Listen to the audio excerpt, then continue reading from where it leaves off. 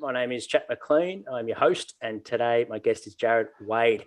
He's the current high performance manager of the Collingwood Football Club, and over his career, he's worked across the Geelong Football Club, Essendon Football Club, and the South Sydney Rabbitohs. In such roles as head of strength, sports science, rehabilitation, and of course, high performance management across AFL and NRL. A strong research professional with a Bachelor of Sports Science degree focused on human movement, and completed his master's degree in research into strength and power profiling with Rugby League Athletes. The topic for today's talk will be all around AFL preseason loading and how does structural physical performance work in season.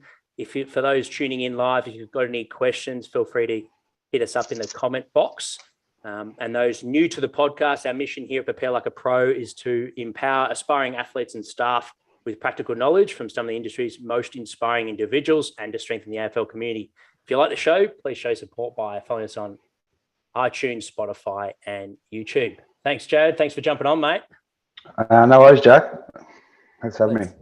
Let's dive in the beginning of your career. At what age did you discover you had a passion for strength and conditioning and working with elite athletes?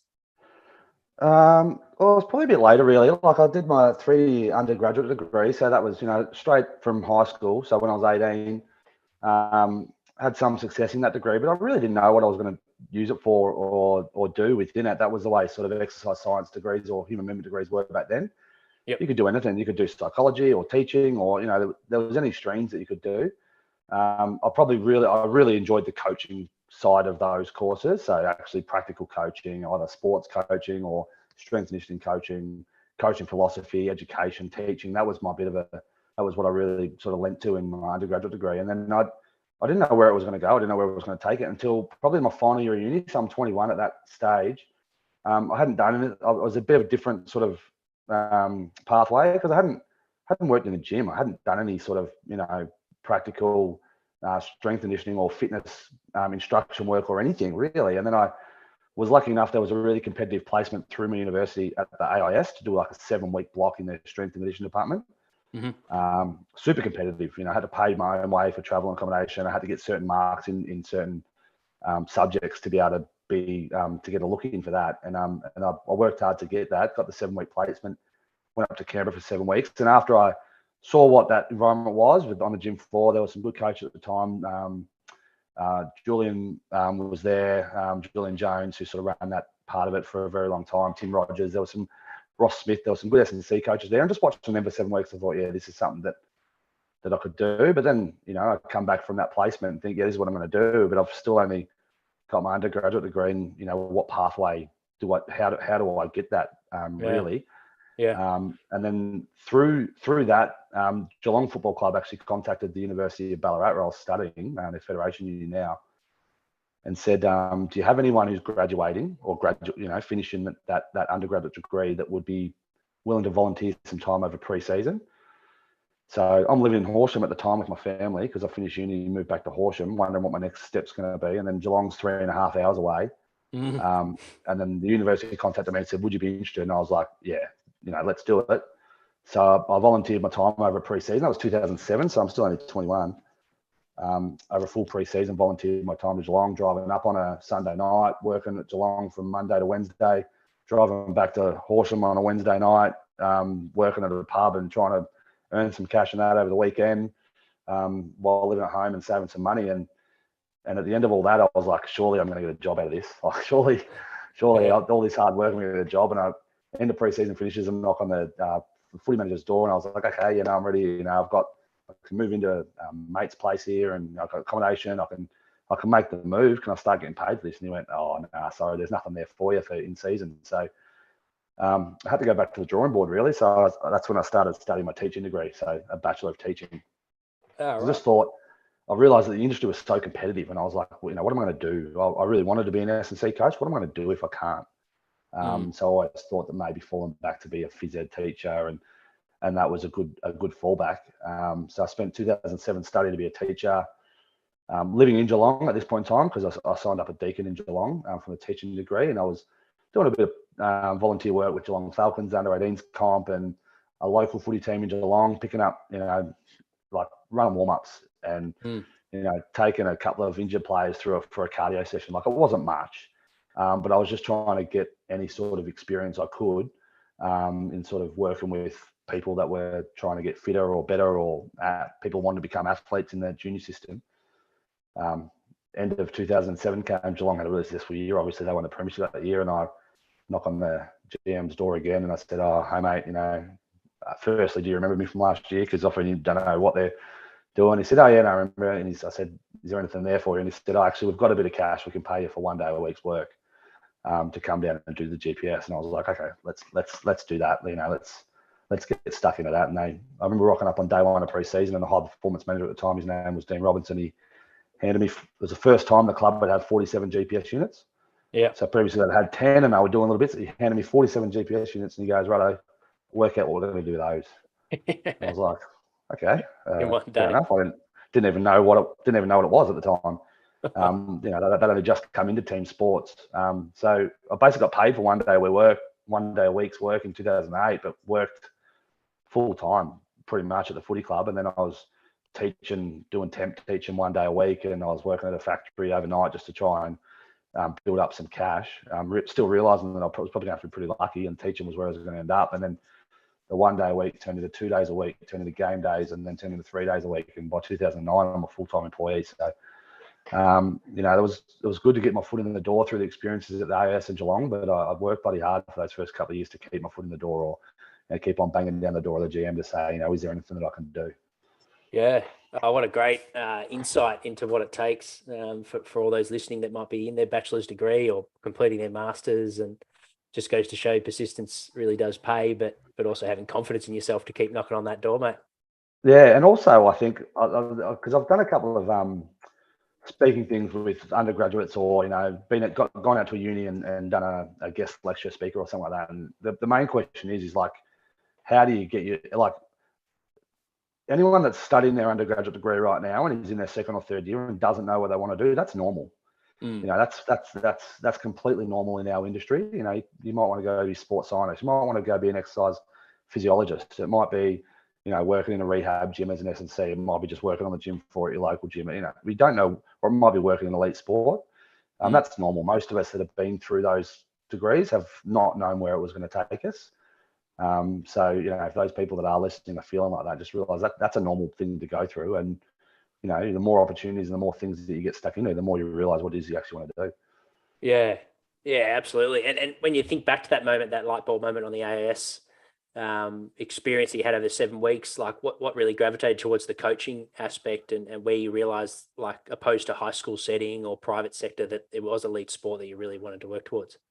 Yeah, I was lucky in that 7 week period. There was three main, because the AIS is quite transient. Squads go in and out of that training environment, or it was at the time. There was no one sort of full-time housed there except for the under 21s Australian basketball team at the time was full-time housed there. So I did a bit of work with them.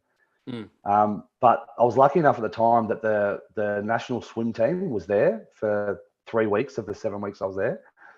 And just seeing the application of those athletes and how much they wanted to work and how much they had to work hard for it, going on the pool deck at 5 a.m. to watch them, the workloads they were going through in those mornings, then coming in the gym during the middle of the day, watching the S&Cs work with them, and then back on the pool deck in the afternoon. I was just like, it's inspiring to see them work with those people. And the other team was, the national rowing team was there at the time too. And so you think about probably the two highest volume or highest workload sports there are in swimming and rowing historically, with the amount of actual work they go through in their training programs, and just seeing how the S&C coaches were navigating that. When they'll come in the gym beat up after a 2-hour rowing session in the morning, how do you navigate that? What changes do you need to make to what you thought the program was going to be? And I saw some S&C coaches doing some really cool things, and I thought, that's where I want to be, and trying to help these athletes that are already trying their hardest. Like, these athletes were really internally self-driven, and they were the kind of people that I wanted to work for, people that really wanted to strive to achieve the best success that they could with the talent they had. Yeah. And going back to that point you made in terms of being handed, 46 GPS units, and sort of being the first of its time where AFL was experimenting with having every player having an hour unit. What was your sort of, how did you go about learning how you're going to apply this and building a sports science program at that time? At that time, it was like the company was GP Sports, who no longer exist anymore. They're under Catapult branding now, but they had a technical data scientist and an exercise scientist working for those teams, and they were rolling out units to all clubs, and everyone was in this learning phase. So I was really leaning on those guys that have been part of the development of that unit and what can it tell us? And mind you, what I thought it could tell us then and what we started out doing, that's not what I do now with GPS. It's evolved so much, and we were using it to track load or lower extremity load, whereas we now know that it doesn't really do that all that well, and we didn't really understand its limitations. So I'll probably placing a higher value on it than what we do now, really, back then, because we thought it was this new technology that we needed to utilize. Yeah. But it was really leaning on the people that were involved in the company and the people that were involved in the creation of that unit to say, what can this do for us? And they were, the accelerometers, the gyroscopes, and obviously the GPS systems there. We were trying to get all that data. And the first 12 months was really a data collection. We were putting units on players every day, collecting information. At that point in time, a download to report would take me like 3 days to do, legitimately, like to download the GPS and then go through the data and get a report of it. So it wasn't, let's look at Monday session and make a change for Tuesday or Wednesday. That wasn't how we were using it. Yeah. We were just sort of collecting data and finding out in the first year. And then in the second year, we're like, okay, now we can maybe apply some of the things. But again, like the inferences that we're making off that data back then are totally different to how I view it right now. Yeah. Yeah, and what you touched on there, I think is a really good point in terms of not being fixated on where you think you have to go and being rigid, but actually being really open-minded and experimenting. Over your career, you've done sports science, you've worked in 2 different footy codes, rehabilitation, head of strength, and then high performance. So literally every role that an S&C can get involved in. Was that your plan early days, or was it a matter of that just putting in the work, doing your best in each role, and just seeing where that takes you? I've sort of always been. I've always been data mined. Like I've always had I love maths at school, high school. I used to when I was young, when I was 14 years old, I used to go down to the local basketball team and take stats. On like missed shots, assists, and that kind of stuff. I always loved numbers. Mm-hmm. So when I got the job at Geelong as a sports scientist, I thought, this is me. And my AS experience was like I want to be a strength and conditioning coach. But I got the job at sports science. I loved it. Like all these numbers and creating Excel charts and pivot charts, like different ways to represent data. I really, really enjoyed it. Yep. But I always did have this burning desire to be an S&C coach because I was watching, Paul Haynes was the S&C coach at the time at Geelong, and I was watching him and the work he was doing with players, and the energy he had for the job, being there for the players, his commitment to making them better. I was just like, I want to do that. So through my time at Geelong, I sort of picked up bits of S&C, assisting in the gym, or towards the end, I was sort of helping facilitate some of the rehab running sessions. And then I got to a point where I was like, I need to make a decision now. Is it going to be S&C or is it going to be sports science? And then I went down and found, the next S&C job, which was at Essendon as the rehab coach. And then probably when I was getting some really good advice at the time, and I mentioned before, Dean Robinson was there, and he was a really analytical guy, but a really great coach as well. I still speak to him today on my career moves. Like, he's been through the ringer on Essendon supplement stuff and that kind of stuff, but it doesn't change him as a person and my relationship with him. Like, I still talk to him all the time when I'm making major career moves. And he told me pretty early on, he to get to the point where he was high performance manager, he'd worked in every role.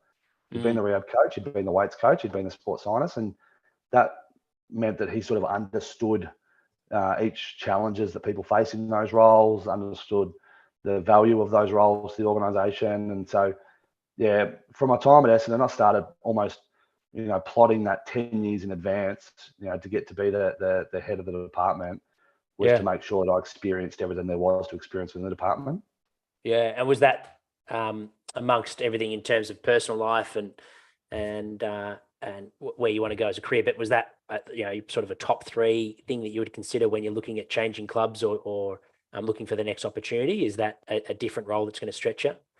Yeah, definitely. And I was lucky enough to get a lot of internal promotions along the way. So I went to Essendon as a rehab coach, and then worked alongside Suki Hobson, who was the strength coach at the time. She's now at the Milwaukee Bucks doing unbelievable things, like best strength coach I've ever seen operate on the gym floor. Like she's absolutely unbelievable. Her programs are off the charts, how good they are. So I got to learn a lot of her in 2 years, and then she moves on from the Essendon Footy Club, and then there's an opportunity there.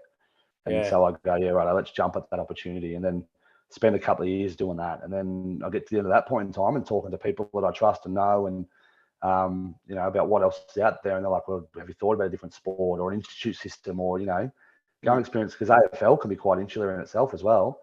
To become a better rounder practitioner, go and experience something else. And an opportunity comes up. It was at Parramatta Eels at the time in the NRL. And I was like, as a strength coach, so I was doing the role, was comfortable in it, sort of knew the way I wanted to go, got reached out to, and I said, yeah, I'll jump at that and make the move up to Sydney to work in that sport and going to become a better rounded practitioner. So some pretty deliberate moves along the way. Yeah. You're definitely right in saying that.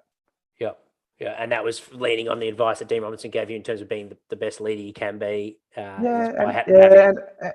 others, and strength and conditioning coaches like Suki Hobson, who was working in AFL at the time. She'd come from an institute system. Yeah. And she was always telling me to be a better S&C coach and to better understand different athletic needs and that kind of stuff. Like you couldn't get, as far as strength and power goes, the difference between rugby league and AFL is, it's bipolar. It's completely different set of needs and requirements for the game. So the conditioning component's actually pretty similar, I think. It being intermittent team sports, but the strength and power component is vastly different and different type of athletic profile. So to go and experience that, learn it, and now bring some of that information and bring some of those learnings back into the AFL environment. Just a lot of people around me were supporting me and giving me good advice to take those career moves. Yeah, and I'm sure we'll touch on more of this in detail later on with the key topic. But when you go back into the AFL, how much of the rugby experience are you leaning on from a contact point of view, but also the strength and power work in the gym? And then, like you mentioned, the conditioning, there's a lot of overlap. Yeah, there's heaps. When I went to NRL from AFL, I took so much learning from the AFL environment and how to do aerobic conditioning and all the things that AFL does really well, how to transfer that to rugby league players and make them better.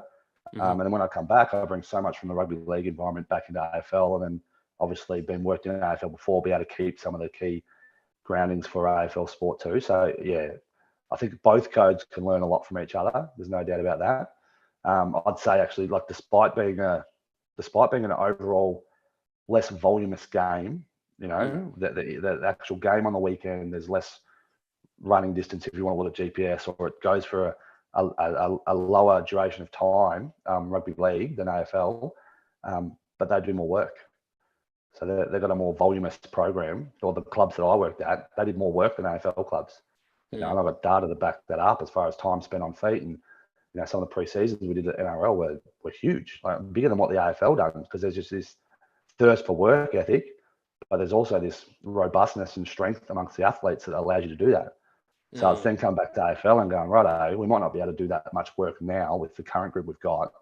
But if we make them more robust and more strong and, just better overall athletes, then we're going to be able to increase the workloads of this group we've got here over the coming couple of seasons. And yeah, with what you touched on there, like, do you think that is predominantly getting the mindset in place first and then the work sort of comes with that? Or do you first need to build the physical resilience to be able to match the mindset? It's both, but you've got to get the mindset pretty early. Like the first, right. I came to Collingwood last year, first season at Collingwood, and the first couple of weeks were huge for the athletes to get around a different mentality to training, or a different attitude to training. One of the slogans that I've got, and I'm not claiming this one, Wayne Bennett gave me this one. He'd have it over years and years and years of being the most experienced and most highly credentialed rugby league coach of all time. His biggest catch cry for players through pre-season is you don't have to feel good to train good. And I felt like when I was last in the AFL environments, and people that I know that work in the AFL environments, we often don't take that mantra. A player comes in a bit sore, wellness flagging if you collect that information, or sore from previous session or sore from previous week's workload or whatever. We often have a tendency to maybe back off in that scenario and say, a download might help that athlete out. That's not what preseason's about for me. Preseason's about building resilience, and rugby league have that mindset. You don't have to feel good to train good. So you might be beaten up, you might be battered. Those guys go through a ridiculous amount of physical toll on the weekends, but 2 days later they come in and they're ready to get to work.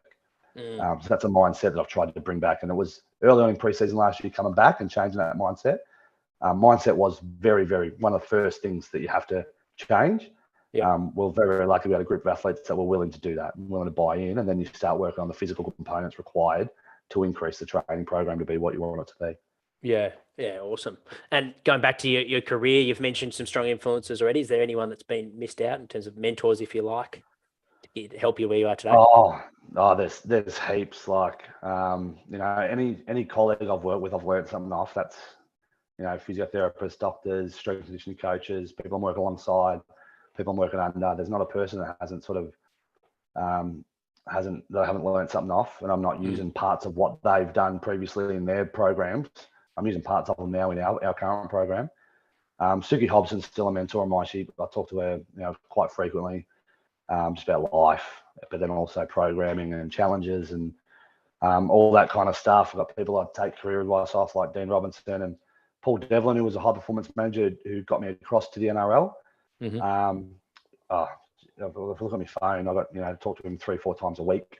Really, still, wow. Haven't not worked for him, just as a mate, really, and just like, again, he understands. He doesn't work in sport anymore, but he understands it, and lean on him for advice or this challenge. And any challenge that I face hasn't been faced by someone else beforehand. It's just the truth. So the more that I continue to connect with people that I value in my corner, there's a chance that one of them might have experienced a challenge and might have help with how I'm going to deal with that challenge in my work life.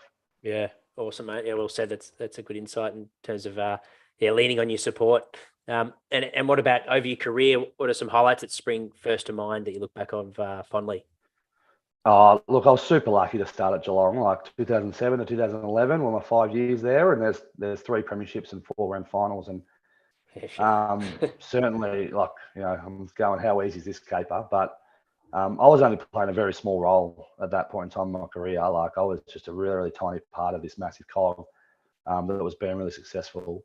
And I'd be lying if I didn't say, like, I'm a competitive person. I hate losing, and I love success. So that's why I do this job, is for success, to help a group of athletes achieve success. That's why I do it, or an individual athlete achieve success.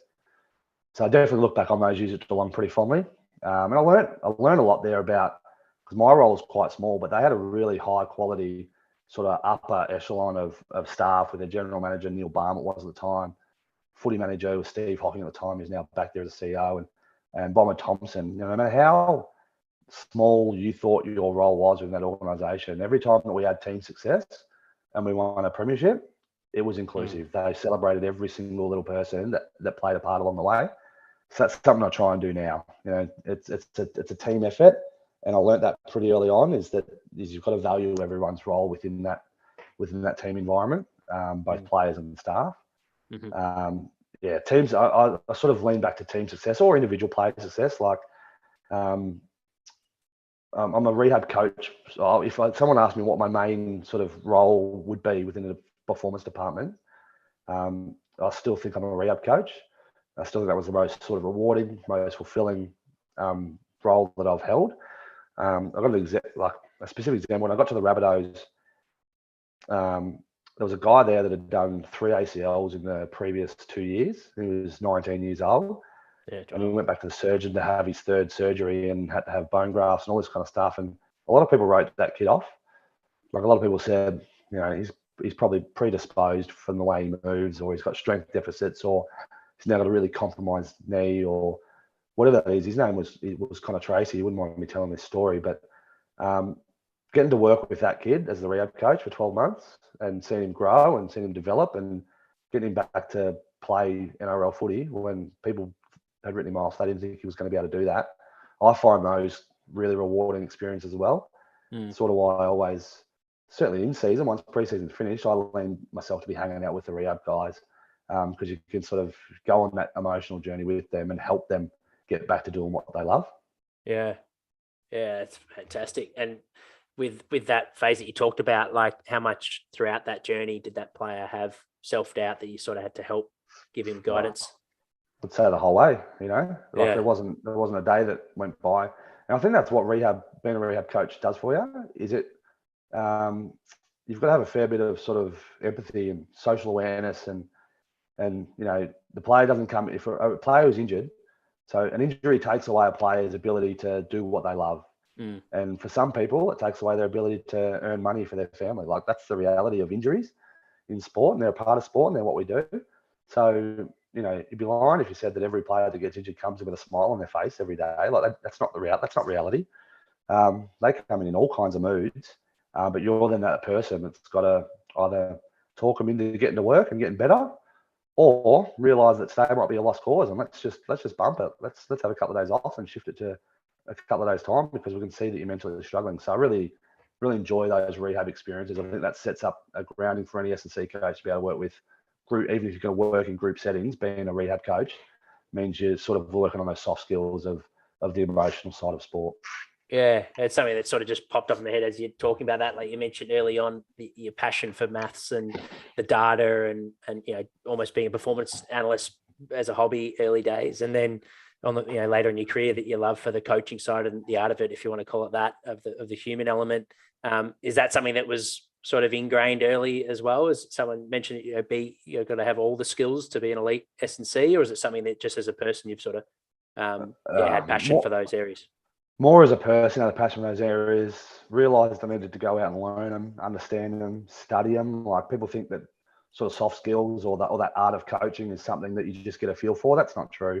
Like there's so much research out there, so many good books, so many people doing great research in the psychological space for how to deal with athletes. So I recommend anyone who wants to be an S&C coach go and read those books and get those resources because it is something that you can learn.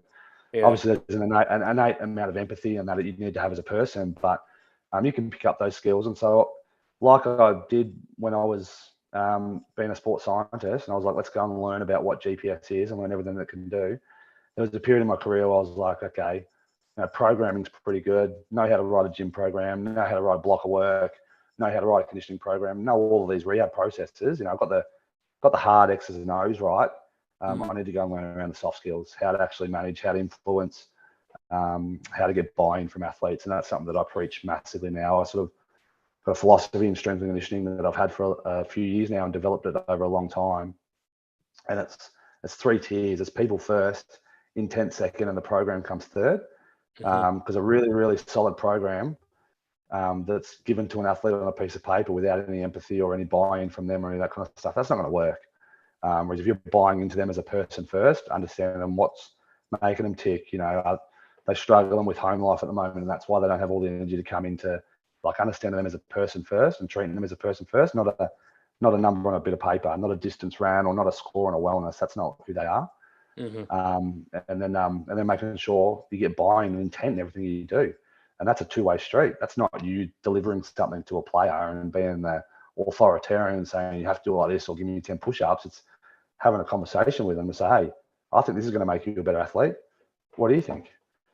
Because of these reasons, is it something that you want to get into, or is it something that you think there's a different way to do it?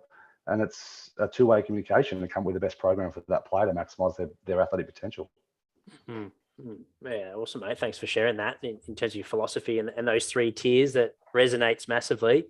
On the flip side, what about significant challenges you've faced over your career working in elite sport? Obviously, there's lots of pressure involved in those roles. What are some challenges you've faced, and how have you grown from it as a practitioner? Yeah, there's heaps of challenges. Like every day, there's a challenge. That's what I love about this caper. Not a day I go to work and I'm not presented with some sort of challenge that needs to be dealt with immediately, or I need to have a bit of a think about it, or not. There's always challenges. That's the industry that we work in.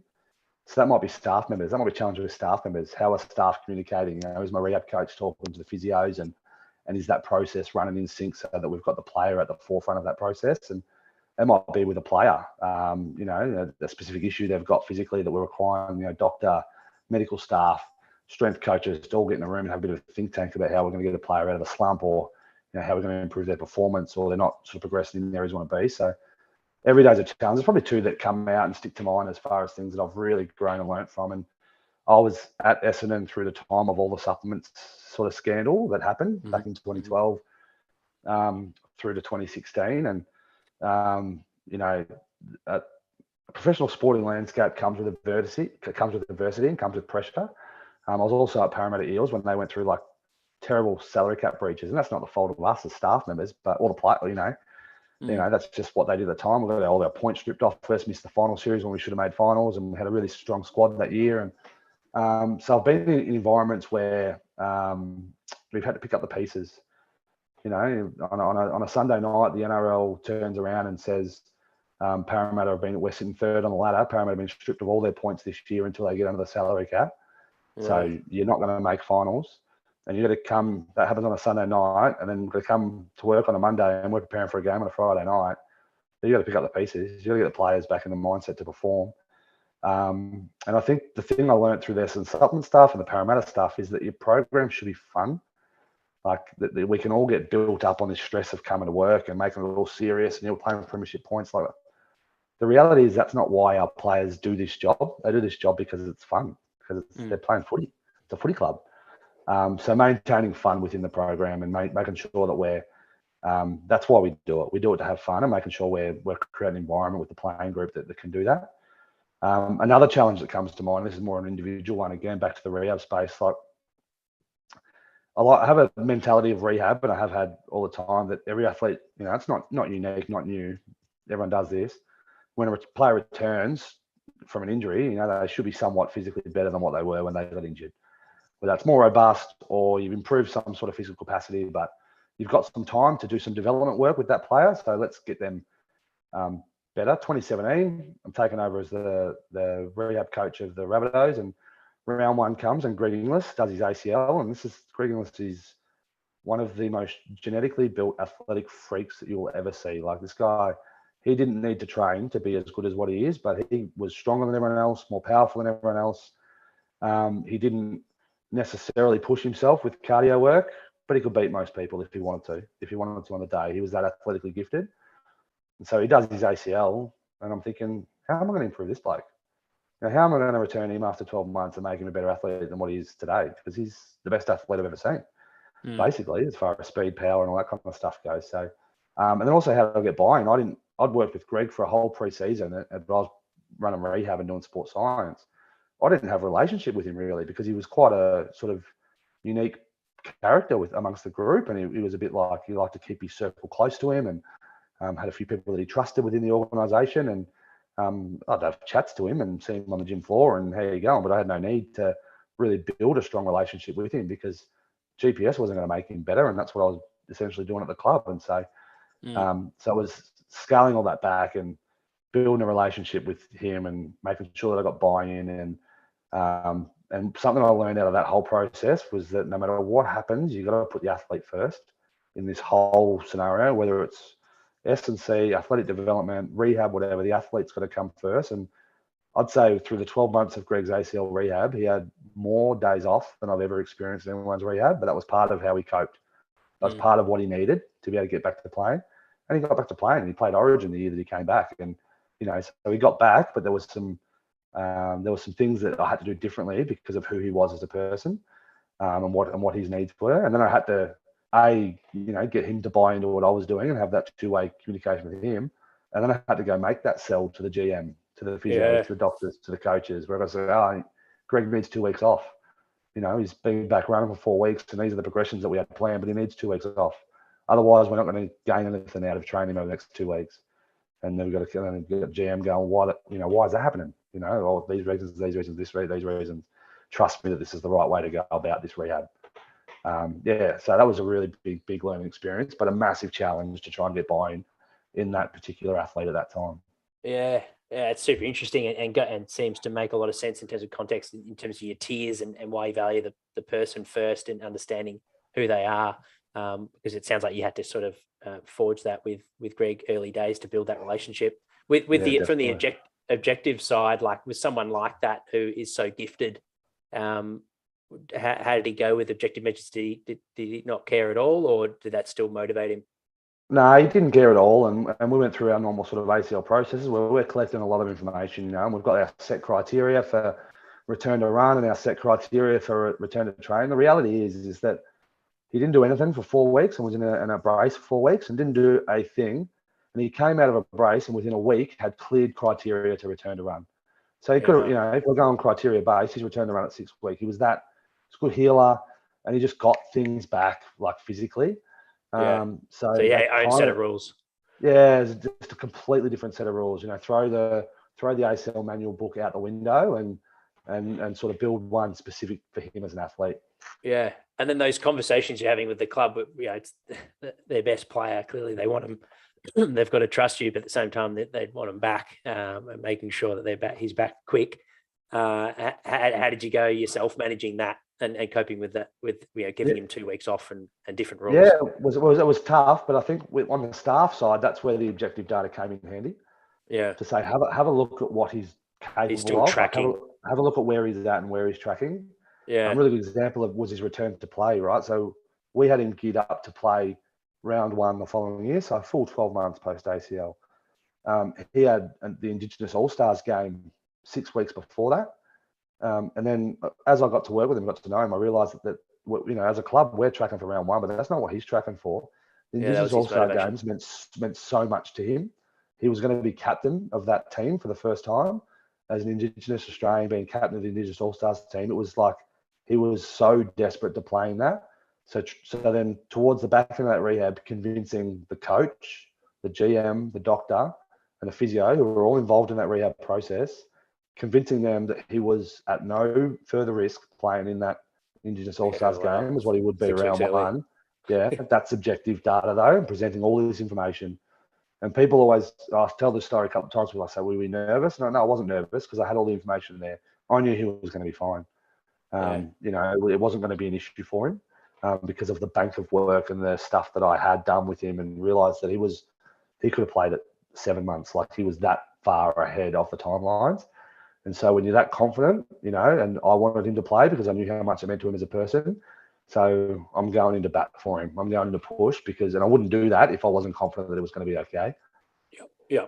And obviously you were super supportive of him, and I imagine that would have helped a lot with the building rapport. But were there times where you actually had to push him and he had to respect your ideas and actually do work when maybe he didn't want to, or not have a rest day? As I said, there was always two-way communication. I think all rehab processes are. And I think the rehab athlete, they want to feel really valued, because it's easy for them to just fall by the wayside in a team sport. So the rehab athlete might be on a slightly different schedule. They might be missing some meetings. They might not have great connection with their coaching group at the time because the coaches are focusing on those people that are available. So even now, any injured player that we get, if we have an injury, they're coming into my office 2 days after to have a chat. What are the needs? Here's the requirements that we've got as a club. I'm not involved in rehab that much anymore. I leave that up to the physios and our rehab coach, Dean Philopoulos. But, I'm still having that chat with them 2 days after, saying these are the things that I think are going to make this rehab a successful outcome for you. So there's going to be times to work and all that kind of stuff. And then each week I'm trying to touch base with each one of those players that's injured, just to sort of make sure we're aligned, to make sure that we're all gearing towards the same direction. And Greg was no different. We had sort of really, really strong discussions every week, every session about where he was at. And, sometimes he'd be like, I just can't do it today. And then I'd say, I need you to do it today for these reasons, and we get through this outcome over the next 3 days. There's a break coming, or there's something coming, I can give you that carrot at the end, but for right now, I need you to work. Yeah. Yeah, that's awesome, mate. Thanks so much for sharing that. No doubt the S&Cs and those working in rehab, physiotherapists as well, would be loving that story. So, yeah, great insight. And I've just realised, no wonder we've spent a fair bit on rehab and across everything in sport, and we haven't even touched on your topics. So I tend to do that. I tend to do that a little bit, unfortunately. Yeah, I'm saying, mate. I get passionate about it. Yeah, it's good. And yeah, you can tell, as you said, you see yourself as a rehab coach. So clearly it's something you're passionate about. So thanks for sharing. But yeah, going into key topic that you chose, pre-season loading and also physical performance work in season. As we mentioned off air, it's a hot topic at the moment, both pre-season loading as well as getting in physical work in season. But what are some key considerations from a pre-season point of view, loading in the AFL for you? The biggest one is what's required of your athletes in season. That's the biggest one. So, you've got to sort of scale back from what they're going to be required to do for the 26-week in season period. And that could be sessional loads. So that could be, what does a match look like? What does a game look like? We've got to prepare them for that. It's also, weekly loads. What does that look like in season? And we've got to prepare them for that, or have considerations for that. And what will a 4 or 5 week block look like? What happens when we go to a congested schedule and we got a 5-day break or 2 6-day turnarounds, or all of those things have got to be considered, because that's a basis for how I load, what the frequency of the training sessions is, and all that kind of stuff in season. I think a mistake that I made in my first year when I took over the head of performance role is I wanted to scale back a little bit on the frequency of training and go to bigger voluminous sessions, and train three times a week, which is a pretty typical structure, right? Monday, Wednesday, Friday, sort of pre-season training. But then when we got to the in-season period, just through working with a new coach and a guy I worked with for before, I realised that we were going to be on feet 5 days out of the week in season. And there's a huge mistake in that. 3 days a week in pre-season hasn't prepared us to run 5 days a week in season, because the coach wanted to recover a skill session, 2 main training sessions, a captain's running a game. So there's five on-feet sessions. So I think having an idea of what your in-season is going to look like, and then work back from that, and that'll become the real good grounding of what your pre-season loading will look like from a frequency, and then how much work you need to do. Yeah. And you touched on like congested fixtures. So when you get your upcoming fixture, which I think we get the full AFL fixture nowadays, don't we, since COVID? 15 weeks, I think. The first 15 weeks. handy. Yeah. Yeah. So it's getting closer. But and you see maybe, I don't know, round 10 to round 14, you've got that quick turnaround, some travel, so really tough schedule. How do you sort of factor that into your preseason loading? Yeah, well, it's just about finding out for me what the worst case scenario is from a training load point of view. So I don't really use GPS for training load anymore. I'm going a bit old school and just looking at time and RPE and that kind of thing, sessional RPE and time and calculating that across training load. And, it's easy to go week to week, to go like round 1, round 2, round 3, but that's not how load manifests itself in an athlete. It's daily. Because week to week could include 2 games, or week to week could include 1 game or no games or whatever. So sort of work on that rolling sort of 7 and 21 and 28 day average of workload, or and then have a look with your planning in season. What is the maximum that we're going to require to do? So is it 2 training sessions and 2 games in the space of 7 days? That might be a peak. Okay, let's look at that peak.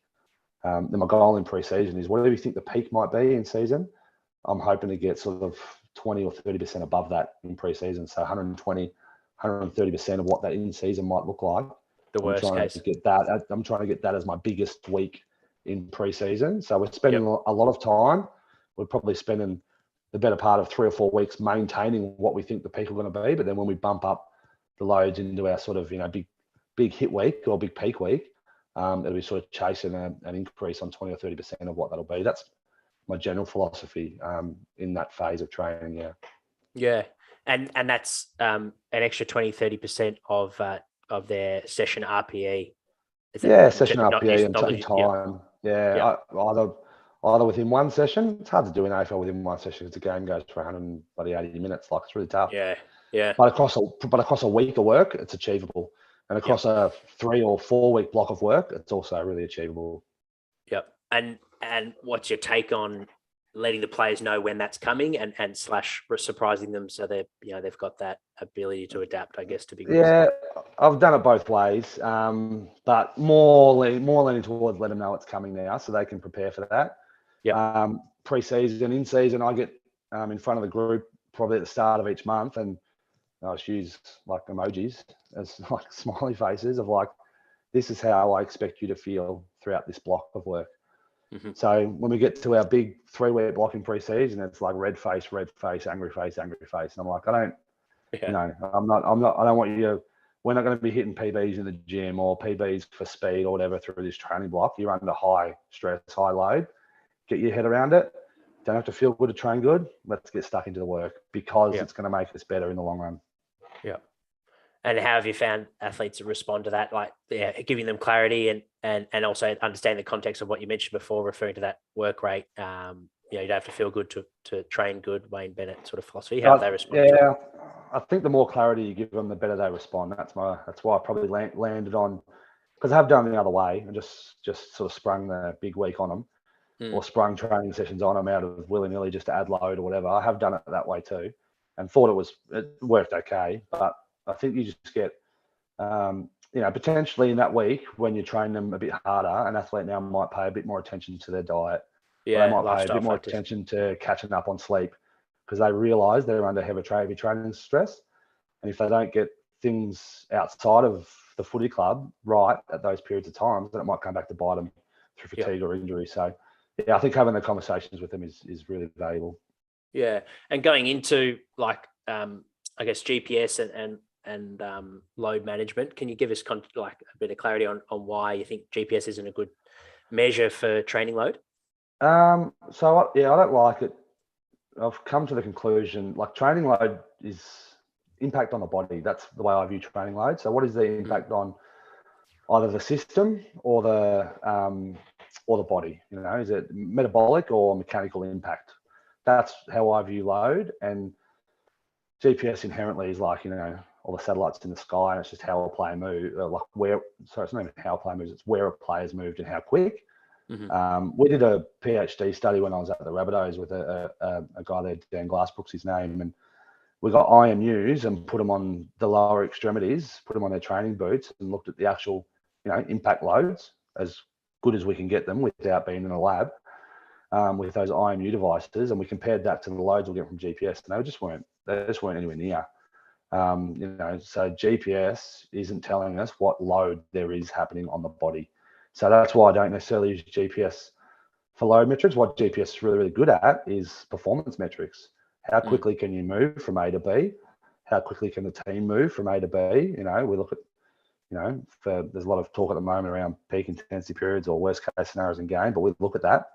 We look at what individual match running outputs will be over sort of 3 or 5 minute period for each player, and then make sure that if we're doing a small-sided game or we're doing match simulation over pre-season, that players are achieving what they're capable of in a game. So we're preparing them for that. Yeah. That's just one component. That's just the running component. That's where we use GPS a little bit more in and around strategy and tactical, and any sort of tactical periodization work we do with the coaches is more around the locomotion and the movement of players within that. Yeah. But I don't use it for load. Yeah.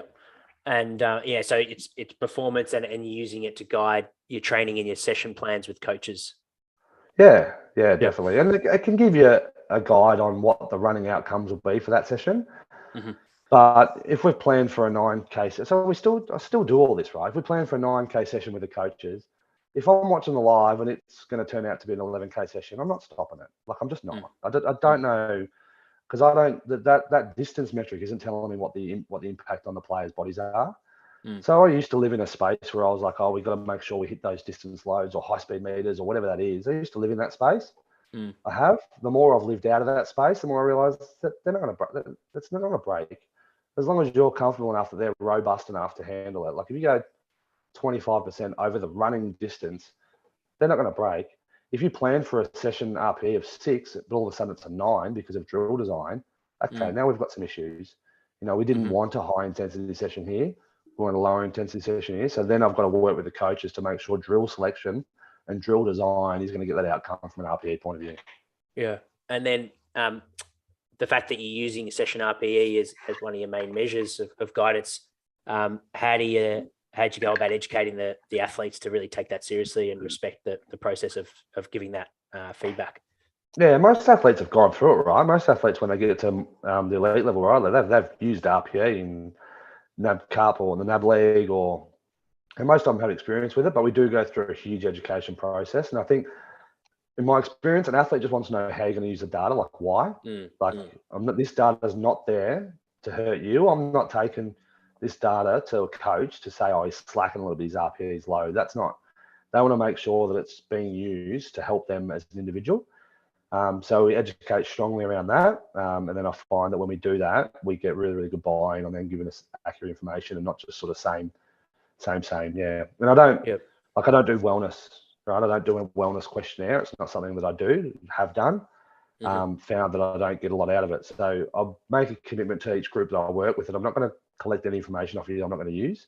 I think when you do that, and you're now just collecting a couple of different things that you value, you know are valid, you know they're reliable, you know they can tell you a picture with that athlete, and it's from an athlete's point of view, it's so minimal stress to them. We're not doing this big battery of testing or making you log into your phone or whatever. It's, you know, we're asking you a question. But if we scale things back and the players see that we're using it, then we get really good buy-in with it. Yep.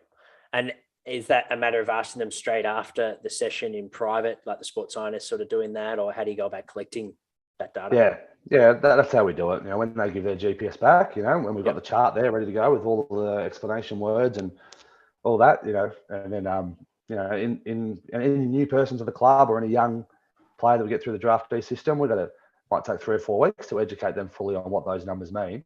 Mhm. Difference between a 6 and a 7 or a 7 and an 8 or whatever. But as long as the sports scientist that's collecting that information knows and can understand and can have those conversations, then we get really good outcomes with that. Yeah. And scrapping wellness, how do you go about sort of monitoring how the group has handled those big week sessions? And if do you need to make any adjustments? Is that sort of just speaking to and getting around the players? Is that physio screening and giving you feedback? Like, talk us through your process in we get a lot of feedback off the physios. Like the blokes getting manual hands-on therapy at least once, sometimes twice or 3 times a week, right? So and in that they've got a physio standing behind them talking to them for half an hour. So they're gonna unload. They're gonna unload there. They're gonna say, I'm sore here, I'm tight there, and all that information's got to come back to us, because if we've got, as I said, I read smiley faces. If we're in a period of soreness, physios know that's the case as well. So they're not going to feed everything back to me. I understand that they're sore. I understand what's going on.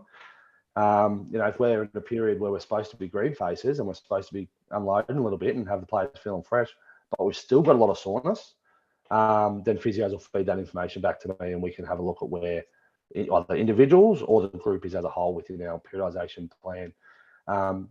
We every morning before a training session, I'm out on the gym floor as they're doing their prep, and I'm trying to get to each individual player, one-on-one conversation, just to ask how they're doing, how'd you sleep, you been fueling yourself right, and all that kind of stuff.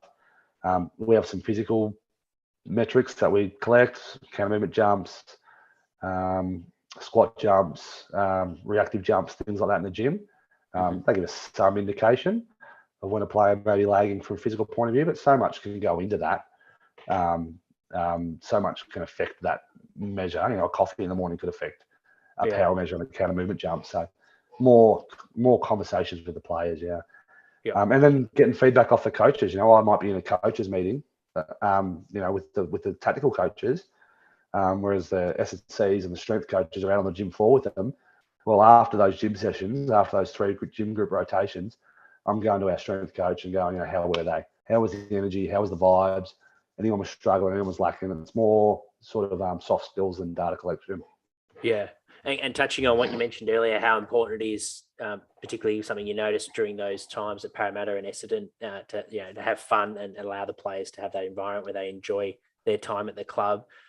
For S&Cs or anyone working in performance, what would be some of your go-tos to when maybe they are going through that tough training block, and the staff need to get around them and actually build that energy because the players are going through a pretty tough block?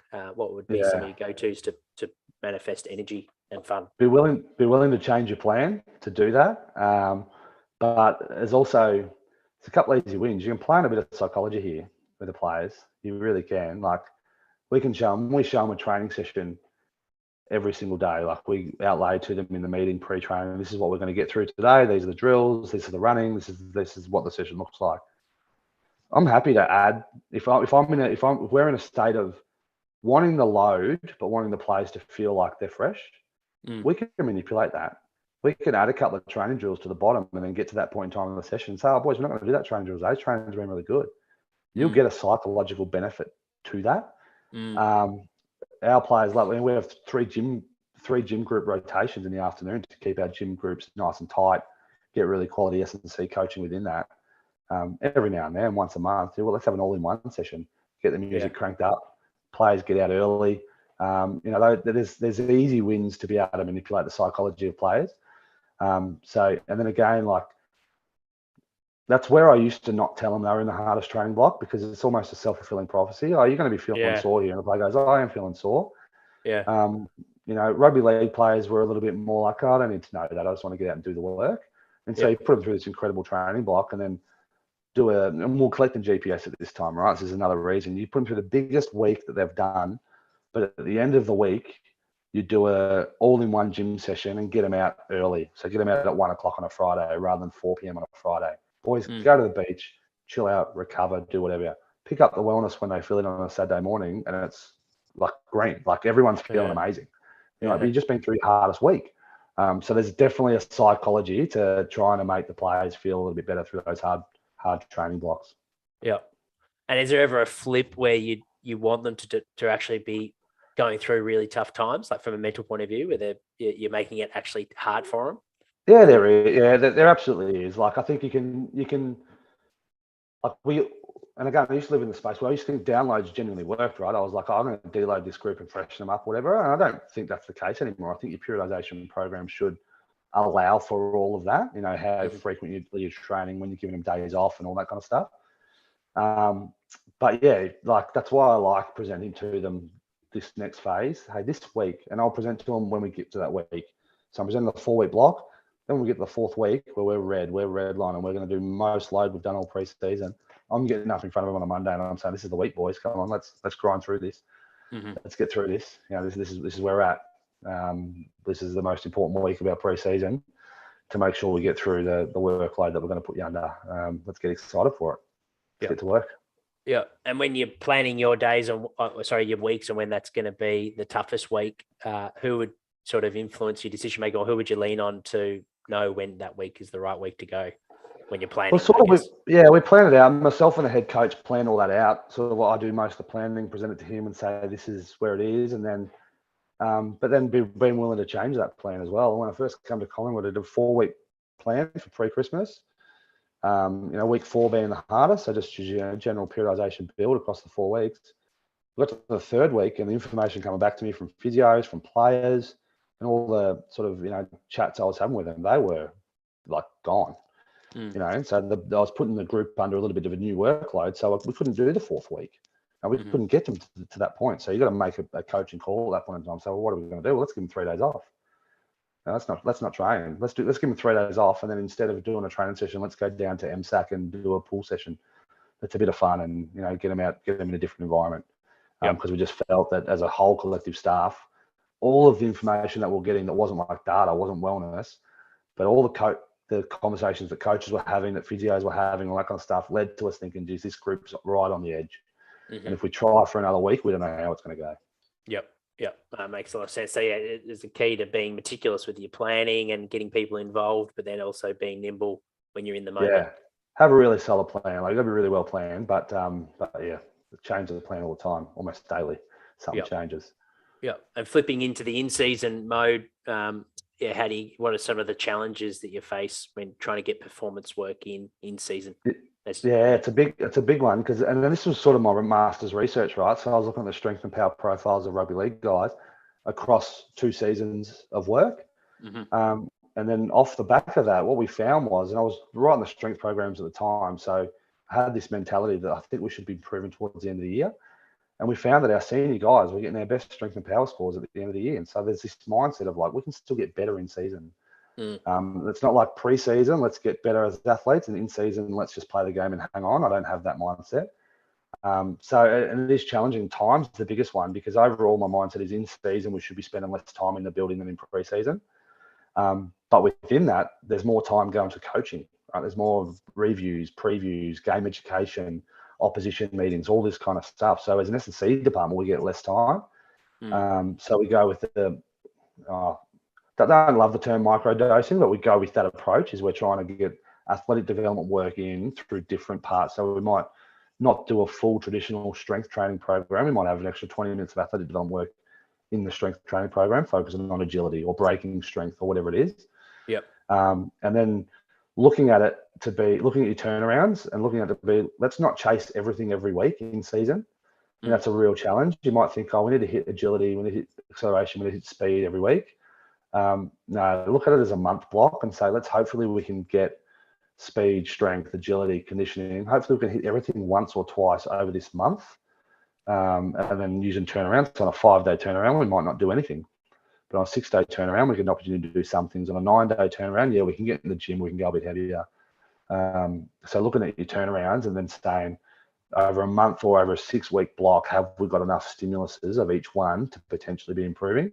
And if we don't, then we might look at it and say, on this 6-day turnaround, we actually got a force issue a little bit with our guys, as long as they recover really well from the game. So I think time's the big one, and turnarounds. And then in elite sport, it's like injury status. I used to get really frustrated when you've got this great team periodization plan. You're like, we're going to do conditioning today, and it's our only chance to do it in this 6 weeks. So we're going to do a 10-minute block of conditioning work on field. But you got 4 of your key players that are banged up from the weekend and can't run. I used to get so frustrated. Now I'm just like, oh, it's not that big of a deal. Like, would it be great if they could get it in? Yes. We'll catch that up in 3 or 4 weeks' time. So realizing that, those minor injuries that aren't going to keep a player out from a game, they're not in rehab, but they're not going to be able to train today. They're just not ready to go. Just moving towards a bit of a longer term view with those blokes and not getting stressed about it. That's what I used to do that a lot, and I try and do less of that now. Yeah, like a bit of a side note question or a sideball question, I guess. But in terms of where you see the industry could go with this mindset of putting in the work, could you see potential, days in a preseason where you do 3 field sessions in a day that some other codes do in AFL, or do you think that there's certain loads that are just too far outside? No, my experience is that as far as the human body goes, anything's possible. It's just how you get there. So if we tried to do that this pre-season at Collingwood, they wouldn't last. They wouldn't handle it because they're not prepared for it.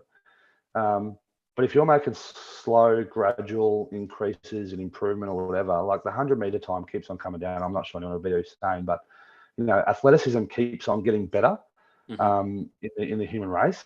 So I just, we had a last year when I was at Geelong, 2011, through the 2007 to 2010, we had a really traditional Monday, Wednesday, Friday training block in pre-season. And we had a new head coach come in and say, I want the boys on feet 6 days a week. And as a performance staff, we're going, okay, well, he wants that, so we're going to make it happen. We can't do it week 1 because we haven't done that before, but let's build him to that. He wants it. Let's build him to it. And we got him there, we just didn't take huge steps in that and go, oh, we're just going to be on feet 6 days a week and then whoever breaks. That wasn't the mentality. It was like, hey, let's get him there. Something the head coach wants to do because he feels like he can get more football work in across the week if we do that. Yeah, sweet. Let's facilitate it. Let's start him here and let's get him there. So I think if you want to do 3 sessions a day, it's possible. It's just a matter of how you actually get to that point. Yeah. And then what about some common mistakes you've seen performance teams make, or perhaps yourself that you've learned from that you factor in when you're planning your in-season performance work? Yeah, go back to the biggest mistake, and I've made it. I've been as a weights coach and made this mistake, is to stop trying to improve. Get to the end of the preseason and think, geez, all of our athletic development work's done here. They're strong. Our strength testing's gone up. Our fitness has gone up. That's got us to the start line of the season. Let's just stop trying to improve and just maintain. I think that's the biggest mistake you can make, because you can still make gains. And inherently, like when I'm running the preseason like I do, where my preseason has more volume than my in-season period. So the in-season, actually, for a lot of the players that get through my preseasons, they go, in-season's actually easier. Yeah. Because preseason was ridiculous. And so now when the load comes off them, well, what happens then? We get a spike in performance. So, it's things like speed and strength and acceleration and these physical components, they can actually get better because they're not under this huge amount of load and fatigue. So I think the biggest mistake, I think, is to stop trying to improve in season. And then another huge mistake that I see in season is filling the players' time up with things that don't matter. And an example of this, and I might annoy some people, but we don't do recovery post game next day. We don't do it. We're not training for 72 hours post the first game, so the bodies are going to recover in 72 hours. Research shows us that. So if I want to do a beach recovery session at 10 o'clock in the morning after a night game when the guys haven't got home to bed until 1 a.m. and probably haven't got to sleep till 3 a.m., but they're now got to get up at 8 a.m. to drive to the beach to do a recovery session, I'm taking away the number one thing for recovery. I'm taking away their ability to sleep. So I think you can try and do things that make you as a practitioner feel good in season. Oh, yeah, coach, we're doing this extra recovery. I brought these boys in for an extra session on this day. When you look at it and say, is that actually helping them? Or are they better off just getting extra sleep? Or are they better off having a day off? We don't bring them in on our days off. We don't bring them in for extra physio. It's a day off. You should be switching off mentally and physically. Yeah. Awesome. Yeah. Thanks so much for sharing that, mate. That's an awesome insight, and also great to just see as you've mentioned, in different experiences and due to what the environment's providing and what's going on, how you're able to pivot quickly and adjust things, for what's best for the athletes. But for moving into the lighter side, mate, in your work life, what are your favourite ways to spend a day off on that note that you're talking about? I actually have a day. Like I actually have a day off. So, when I first start working with any new crew of staff, they can get quite frustrated because I'm not available on my day off. Unless it's super, super, super important. And I really encourage all of our staff to, it's a day off, so spend it with your family. If I've got the kids at home, and they're not in daycare or whatever, then I'm just hanging out with the kids, going to playgrounds, that kind of stuff. If I happen to get lucky enough that the kids are in daycare and I've got a day off, then I'm sitting down to read a book or listen to a podcast, but it will be unrelated to sport. Unfortunately, I'm not listening to the Prepare Like a Pro podcast on my day off. It's just not happening. I'll reserve that for my work days. Getting a work-life balance of being on and then off, I think is really, really important because you can be on all the time, and I've done that, being on all the time. And you get to halfway through the year and you burn out and you've got no energy to do anything. So my days off are off. Yeah. And then what about pet peeves? Do you have any work-life pet peeves or anything that annoys you? Oh yeah, there's a few of those. No, one of my biggest ones, and it was sort of a big thing that our coach preached this year.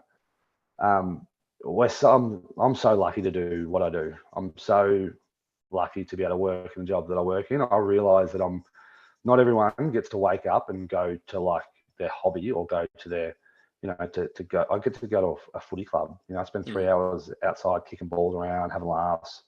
I've got all these like-minded people around me, players just all striving for one goal. Like it's a really positive place to work in. So I think everyone's got this tendency to complain or think about what's wrong or always look at the negative or there's these things going wrong. I think as an industry, we'll sit back and just, I like to encourage everyone to sit back and just smell the roses a little bit. And it was a theme our head coach had this year. Just really, we're lucky to do what we do, and so enjoy it. Have fun. Don't let the little things get in the way of you having a good time at work.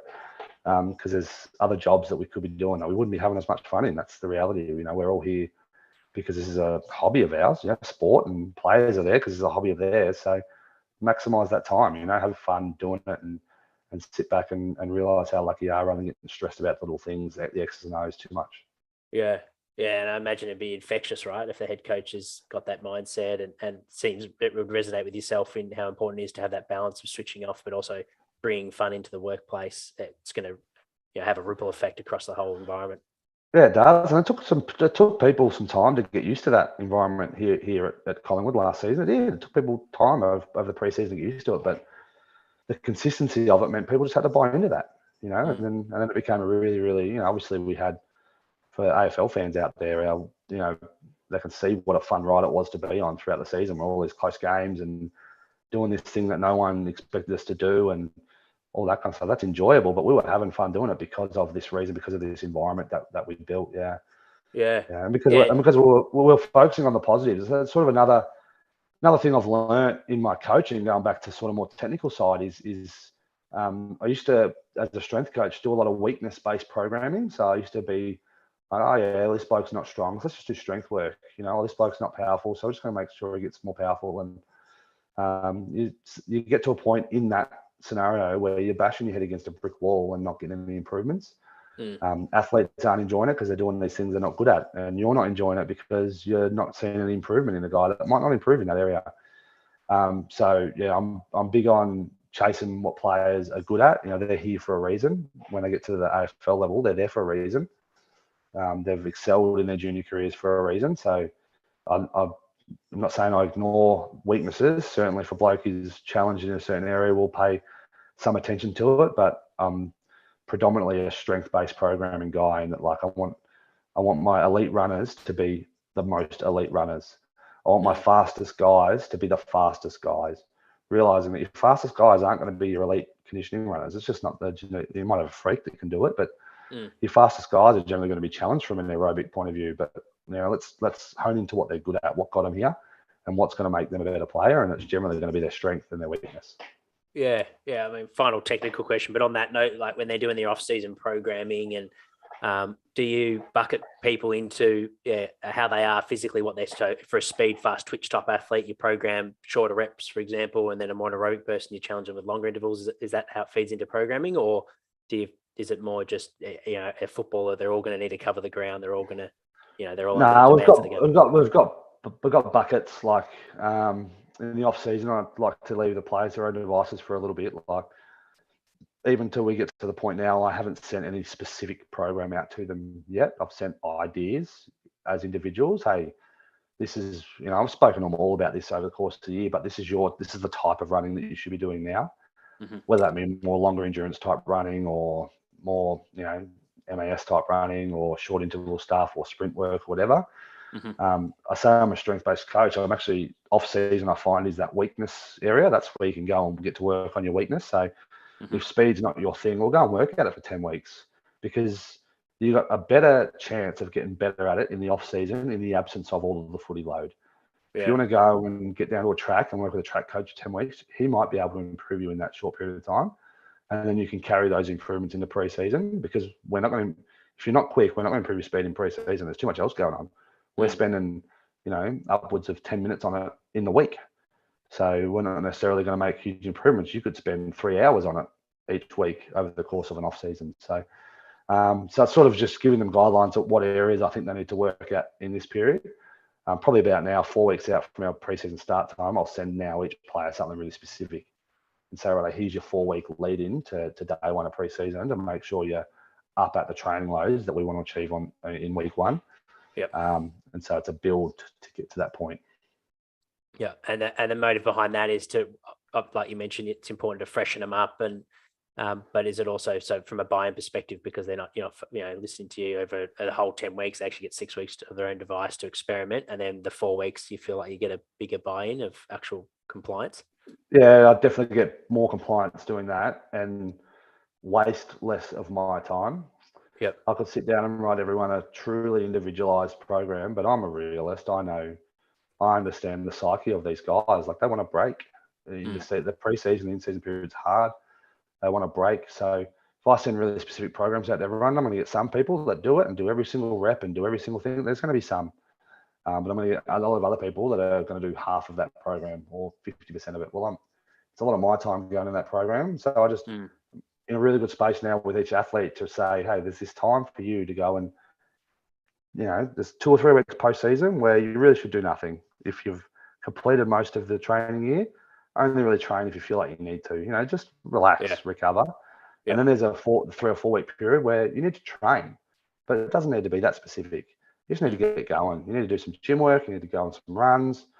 Maybe your lens is going to be to more critical speed training, right? Where you're doing 90-second, 2-minute, 3-minute interval training. Okay, I'll send you out some ideas for sessions to do in that space, but you just need to do some work so that your body's in a really good enough point to start the program, the 4 week lead-in program. And again, that program is not about smashing yourself either. That's just getting the body to a good point to start pre-season because we're going to build in pre-season. So, that's just the way I view off-season. It's as much as a mental freshen up as it is physical. Yeah, makes a lot of sense. Thanks so much for jumping on, mate, and sharing with us your journey, the highs and lows of a career in elite sport, and also great to catch up. Like you said, it was a fantastic first year at Collingwood with, I think it was 10 close games in a row. It was pretty riveting footy to watch. Was that part of the preparation, like close games and how to, win those close competitive games, or was it something that just sort of built over time? No, we did. I think that's been widely publicised that we did that training in pre-season. Like, did we know that we were going to need to use it so many times? No. Did we think we were going to need to use that so many times? Absolutely not. Like, you think you get that situation 2 or 3 times for the year where you're in a close one and you need to either win the game, come from behind, or vice versa. But we practice it weekly, and that obviously held us in good stead when we went on that run. But we certainly didn't do it because we thought we were going to be in that situation needing to use it. Yeah, we thought we might need to use it once or twice, and we just used it as a way to motivate players through some of those harder blocks of training, do some scenario-based stuff, a really good motivation tool, put something up on the scoreboard and that, and then you start getting intent because they're all competitors. We just drip fed it in just because we thought it was a good thing to do, not because we thought that we were going to need it as often as we did. But obviously, it's something that did hold us in good stead when we got to the close ones, except towards the end. We lost a couple of close ones at the end. Harder to win at the end of the year. Yeah, for sure. Oh, mate, yeah, thanks again for jumping on. And what about for the rest of the year, mate? Is there something that you're excited about for the rest of 2022 being in your off season? And also for the listeners tuning in either live or via the podcast recording, is there a place that they can get in contact for any follow-up questions from listening into the episode? Yeah, any follow-up questions, Twitter's the best place. So I think Wadey142 is the Twitter handle. I'm often filtering through on there as a sort of resource, and I'm happy for anyone to sort of shoot me a message on there. I'm happy to field any questions. I like connecting with S&C coaches. I like sharing ideas and all that kind of stuff. So feel free to reach out. As far as what I'm excited for, actually tomorrow I'm leaving to go to the UK for 3 weeks. Let's call it half professional development and half just a bit of a trip away. But the head coach and myself are heading over there. We're going to spend some time with the England Rugby Union team. We're spending some time with Tottenham Hotspur. We're spending some time with the Royal College of Music. They've got a Centre of Performance Science there, like trying to, they're looking at research and practical applications in different industries, in teamwork and high performance environments and performing under pressure. And so again, thinking outside the box is, what are they doing? What are they doing?